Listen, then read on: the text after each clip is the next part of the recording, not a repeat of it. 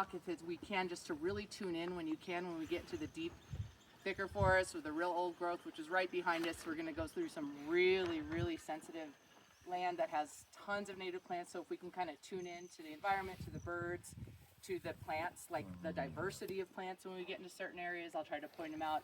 And the biggest thing that's most important that a lot of people don't know is that soil is the most integral thing to any kind of healthy forest. It's where all the mycelium runs and it communicates with all the trees. I don't know if anybody's read like Mother Tree by Susan Simard, or just a lot of the hidden life of trees. There's a lot of research out that and Paul Stamets on mushrooms, he's great. But in the healthy ones, you will see the huge diversity of plants. You'll see soil that's been built up from all of these dead trees that have fallen down, and when you pay attention, you'll see they're turning into a black loam forest. So a lot of times we go through a forest, we're like, oh, this is a mess, there's so many down logs. They're absolutely essential to forest health. They're essential to keeping the ground cool and to keeping the forest cool. So you'll notice we're going to walk up through the old growth. We're going to come back down into the meadows through a thinned area that was thinned 20 some years ago. That's going to look way better than what you're going to see in the next few years, but it's still really bad because nothing has really come back there. And I want you to pay attention to plant diversity, soil, and birds, and just the whole surroundings in both of the areas, and note the difference. And also when we go through this old growth, it's going to feel way cooler. And then when we walk through the thin, we're going to feel about a 20-degree increase. So just notice like what the forests do to actually help stop fires when they're cool and wet. Fires happen when the climatic conditions are right for them. So high winds, really dry.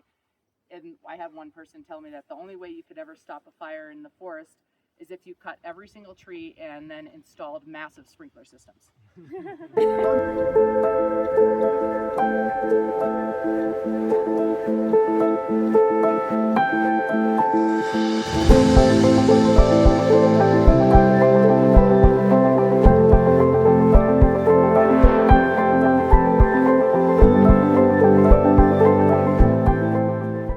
This is the Pike National Forest.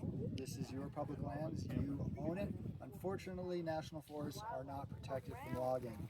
Particularly this area is actually under an emergency authority, which is a nonsense way of saying they want to log it and then they just say the word wildfire and they're able to get in.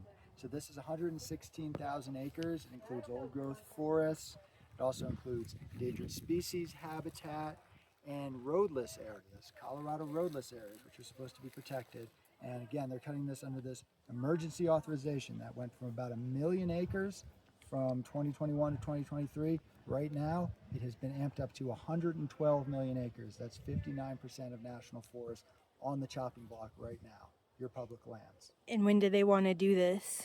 So their plans are to do this perhaps this year. It's hard to know exactly when they're going to move forward, but we're hoping to stop them, get people to contact their elected officials, particularly Brittany Peterson and whoever is in your particular district.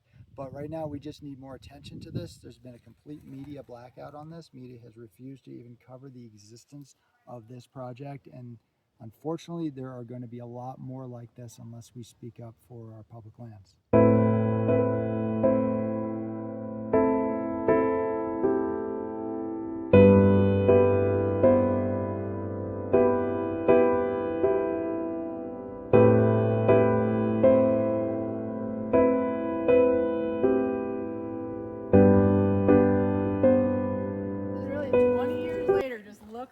This is what we're seeing.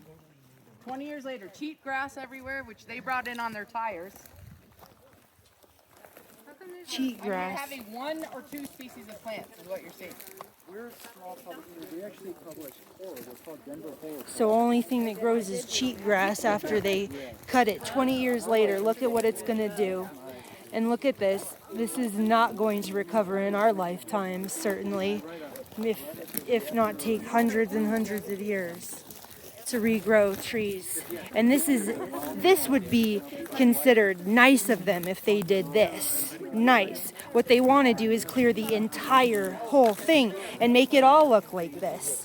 Do you want this? Just look at this. Would you like this, or do you want that? Just beyond there, you can see the major comparison of the two just drastically different areas. Or 13 years ago now. This was thinned 13 years ago, Yeah. and you can see it's much hotter. And look at this side, more dense, thicker. It even just looks healthier over on this side. Yeah, oh, definitely. There's a lot more birds. It's a lot more plants. There's a lot more shade. It's a lot cooler. See, the forest does its own cleaning. We don't need to have human help. Look at those mushrooms. They're doing the job they need to be doing. We don't need humans to come in and clear cut and think you're helping us out.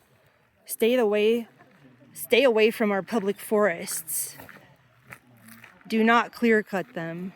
This is absolutely crazy that you would even consider this.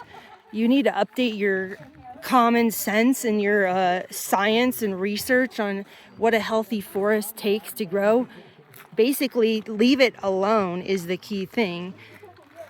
Humans, leave it alone.